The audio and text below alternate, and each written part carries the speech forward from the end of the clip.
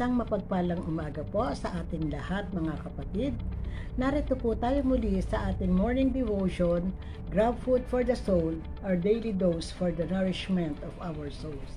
Simulan po natin ang araw sa isang pagbubulay upang makalakad tayo sa isang mapayapang pamumuhay. Ang pamagat po ng ating pagbubulayan sa umagang ito ay Pray Unceasingly o Palaging Manalangin. Ang batayang talata po ay matatagpuan natin sa Lucas chapter 11 verse 8 at ganito po ang sinasabi. Kung kayo po ay may mga banal na kasulatan, samahan po ninyo ako sa pagbasa. Sinasabi ko sa inyo, hindi man siya bumangon dahil sa kanilang pagiging magkaibigan, babangon siya upang ibigay ang hinihingi ng kaibigan dahil sa pagpupumilit nito. Ang Diyos ang magpala sa pagkabasa at pagkarinig ng kanyang mga salita.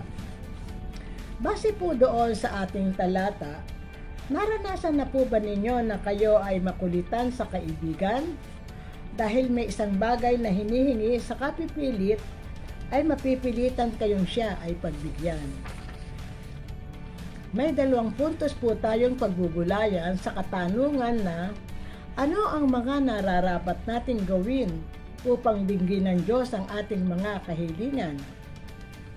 Ang una po, maging matyaga at mapagpumilit sa pananalangin. Huwag basta susuko. Sabi nga po sa 1 Thessalonica chapter 5 verse 17, pray unceasingly o palaging manalangin. May nagsabi pa, pray until something happens. Sa ating aralin, binanggit na maaaring hindi bumangon kahit ang isang kaibigan kung 10 oras ng gabi dahil sa panghingi ng kanyang kaibigan. Pero, mapipilitan siyang bumangon at tumugon sa kahilingan ng kumakatok dahil sa pagpupumilit nito. Marahil ay naranasan mo rin ito. Hindi mo mahindian ang isang kaibigang marubdob na humihingi ng tulong. Tiyak na aabutan mo siya sa abot ng iyong makakaya. May ibang parabola si Jesus tungkol sa kapangyarihan ng matyaga at mapagpumilit na panalangin. Ito'y tungkol sa balo at hukom. Ipinagkaloob ng hukom ang hinihinging katarungan ng balo dahil sa pagpupumilit niya. Ngayon, ipagkakait kaya ng Diyos ang katarungan sa mga minamahal niya na dumaraing sa kanya araw at gabi? Sila kaya'y paghihintayin niya ng matagal?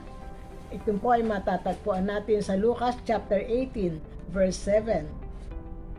May tinatawag na prayer of the heart. Isang panalangin lagi nating inuusal.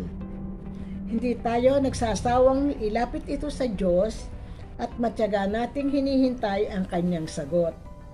Hindi tayo tumitigil sa pagdulog sa Diyos araw at gabi.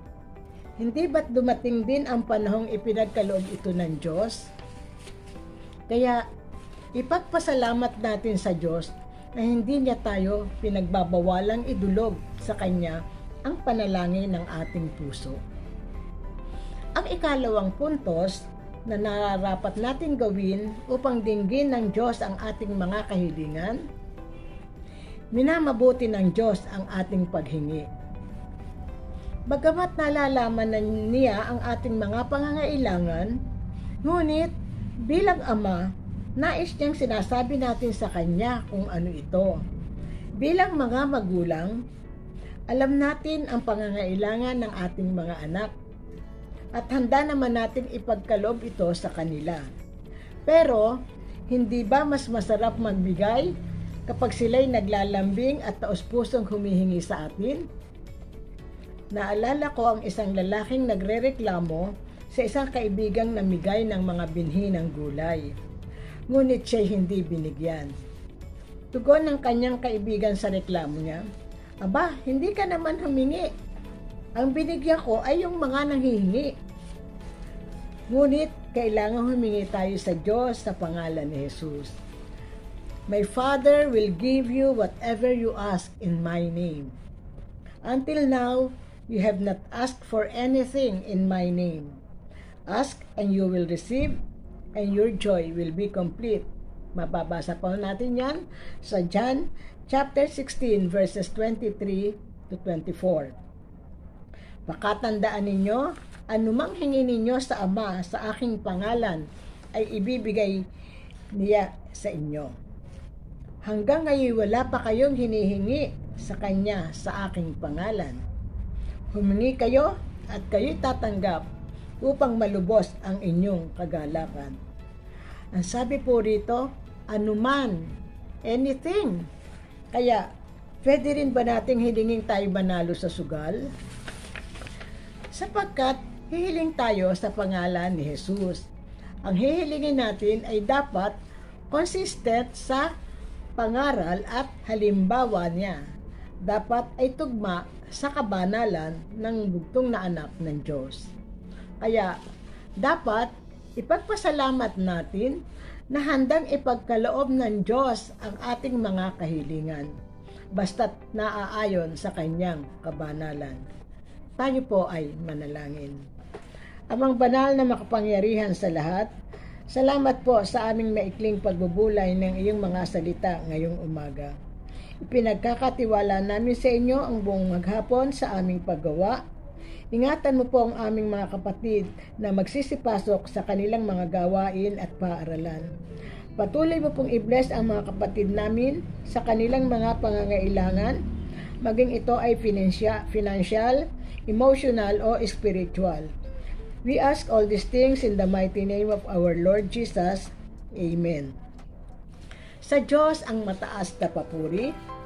A friendly reminder po sa ating lahat, be Christ-like in your workplace today.